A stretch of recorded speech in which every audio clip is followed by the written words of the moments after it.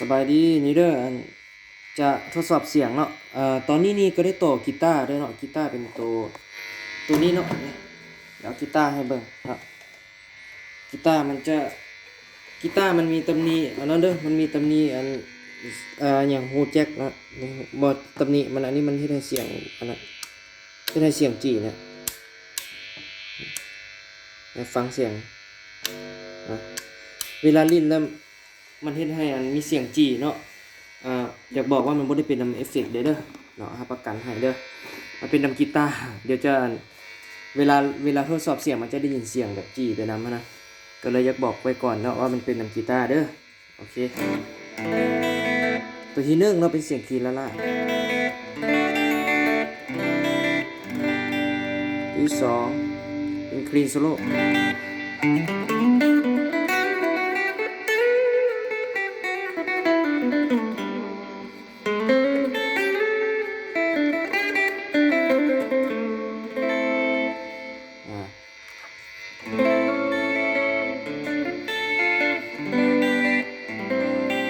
เสียงที่2นี่บูสต์ตัวนี้นี่จะกลาย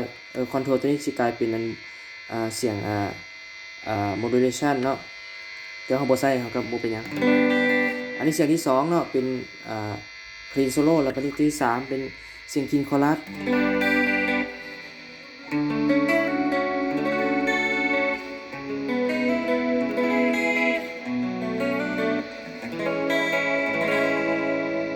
ที่4เป็นเสียงพิน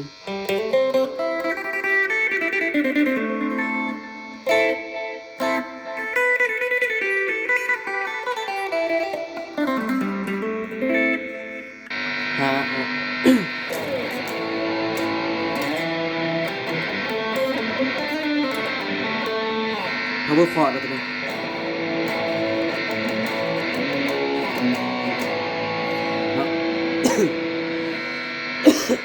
กีตาร์มีตำหนิ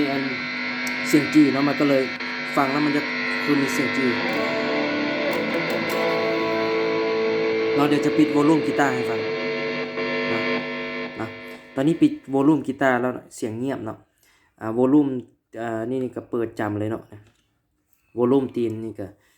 โวลูมเท้านี่เนาะเปิดจำไว้แล้วเนาะถ้าหากว่ามันเป็นมันเอฟเฟกต์นี่เขาเปิดจำจังซี่นี่มันจะดังตาๆโลดเนาะอันนี้มันเขาปิดโวลูมมันกีตาร์แล้วมันก็เงียบเนาะนะครับปิดกีตาร์แล้วเนาะมันจะเงียบเนาะมันเป็นนำกีตาร์ด้วยเนาะย้ำอีกเท่านึง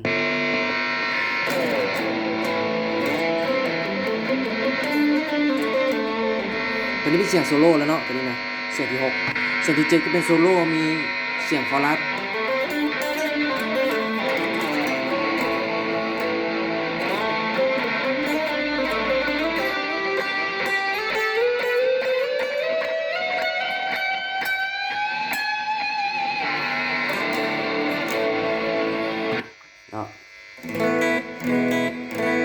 โอเคเนาะเมื่อเท่านั้นเนาะทั้งหมดมี8เสียงแต่7-8เสียงที่ว่าแต่งไว้เนาะ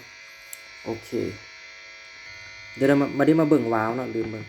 เนาะวาวก็กดเนาะปกติด้วยเนาะ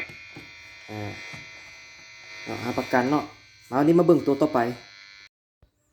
เจ้าอันนี้มันหน่วยที่2เด้อหน่วยที่2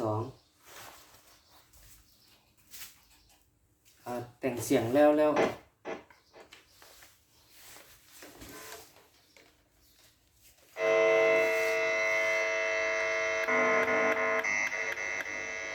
เสียงที่1เด้อ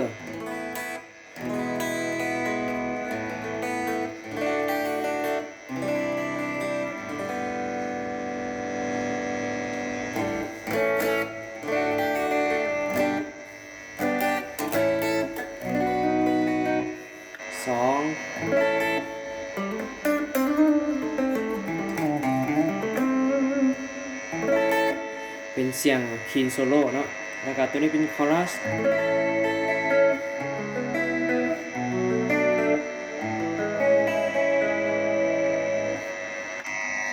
ทินเนาะ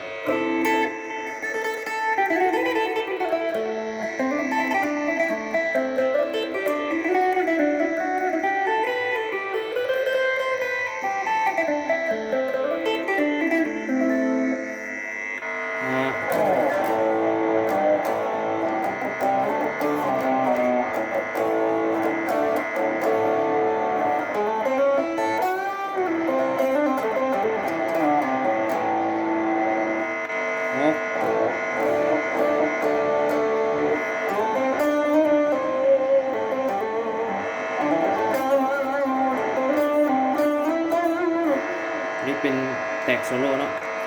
แตกโซโล่มีคอรัสก่อน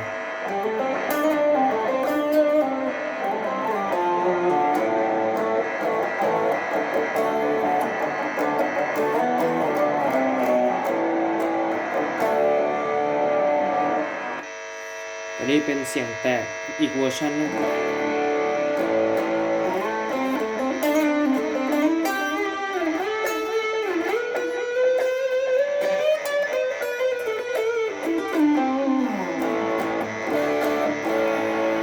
เนาะโอเคดีเนาะปกติดีทุกอย่างเด้อนะครับประกันให้เนาะก็คือการกดวาล์วเนาะก็กดจิกลงไปเนาะแต่ว่าเราต้องได้ตั้งค่าก่อนเดี๋ยวการตั้งค่าเนาะตั้งค่าวาล์วก่อนให้มันกดง่ายเนาะกดนี่แล้วก็หมุนไปนี่จนสุดแล้วก็หมุนกลับมานิดนึงเนาะแล้วก็ enter เนาะนี่แล้วก็กดอันนี้ลงไปตามลูกศรมันบอกโอเคก็ enter เนาะกดลงไปอีกบัดนึง enter โอเคบัดนี้มันให้เลือกระดับเราจะใช้ระดับที่1เนาะเพื่อให้มันกดง่ายเนาะในไฟมันจะติดแล้วเนาะโอเคเนาะถือว่า complete เนาะการกดวาล์วก็จะง่ายขึ้นเนาะ